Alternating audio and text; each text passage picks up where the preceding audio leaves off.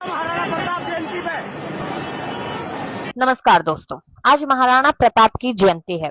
इसी को लेकर यूपी के हापुड़ में एक शोभा यात्रा निकाली जाती है। शोभा यात्रा का मतलब ये होता है कि लोग उत्साह में है, खुशी में है और महाराणा प्रताप को या किसी भी ऐसे इंसान जिसने देश के लिए बहुत कुछ किया उसको याद किया जा रहा है। लेकिन वहां पर जब यात्रा निकलती है उसके बाद तस्वीरें बदलती नजर आती हैं। अब बताया स्टार्टिंग में ये जा रहा है कि वहां पर एक व्यक्ति एक दुकानदार के पास गुटखा लेने के लिए जाता है, जिसके बाद वहां के जो दुकानदार है या और लोग है वो गुस्से में हो जाते हैं और वो उसको पीटने लगते हैं, गालियां देने लगते हैं, जिसके बाद मामला पूरा बिगड़ जाता है और वो शोभा यात्रा हिंसा में बदल जाती है।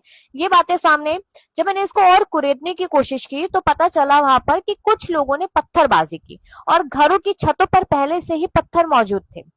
फिर कुरेदा, उसके बाद जानकारी ये सामने आई कि वहां पर जो नारे चल रहे थे या फिर जो गाने चल रहे थे डीजे पर जो था वो थोड़े आपत्तिजनक थे।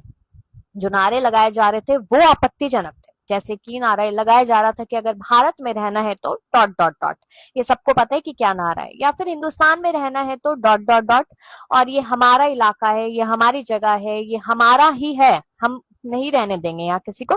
इस तरीके के तमाम ऐसे आपत्तिजनक नारे लगाए गए, जिसके बाद ऐसा बताया जा रहा है कि ये जो हिंसा थी ये पूरे दो समुदायों के बीच में हो गई।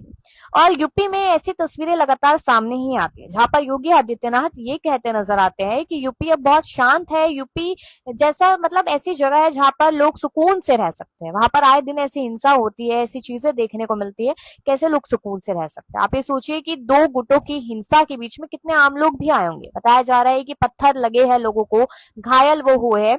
पुलिस ने पूरे मामले को समझने की कोशिश की है, लेकिन अभी भी वो जगह संवेदनशील बनी हुई है। 144 धारा वहां पर लगी हुई है। हमारा जो देश है भारत, वो लोकतांत्रिक देश है, संविधान मानने वाला देश है। यहाँ पर संविधान है जो हर किसी को अपने मुताबिक धर्म मानने की इजाजत देता है, अपने मुताबिक भगवान मानने की इजाजत देता है, अपने मुताबिक भगवानों को पूजने की इजाजत देता है। वहां पर आप किसी पर कोई जबरदस्ती नहीं कर सकते। तो सवाल ये बनता है कि अगर मैं किसी को भी याद कर रही हूँ तो मैं उनकी पुरानी चीजों को याद करके कुछ नया सीखने की कोशिश करूंगी, ना कि मैं यहाँ पर लोगों को भड़काऊंगी या उनके साथ लड़ाई झगड़ा करूंगी। तो ऐसी तस्वीरें क्यों सामने आती हैं? मतलब अगर हम किसी ऐसे शख्स को याद कर रहे हैं जिसने हमारे हमारे लिए बहुत कुछ किया है, हम उसमें भी नफरत निकाल रहे हैं। हर जगह हिंदू विरोधी चीज कैसे आ जाती है, हर जगह दूसरे धर्म के विरोध में चीजें कैसे आ जाती है? हमारा देश कब तक धर्म के पीछे इसी तरीके से लड़ता हुआ नजर आएगा? क्यों नहीं धर्म को अपना के साथ में रहने की बात करता है? जिस तरीके से मैंने कहा है कि तमाम तरीके के नारे देश में लगते हैं, तो क्यों नहीं ये कहा जाता कि एकता और धैर्य बहुत जरूरी है, अहंकार को छोड़िए, उसमें कुछ नहीं रखा है।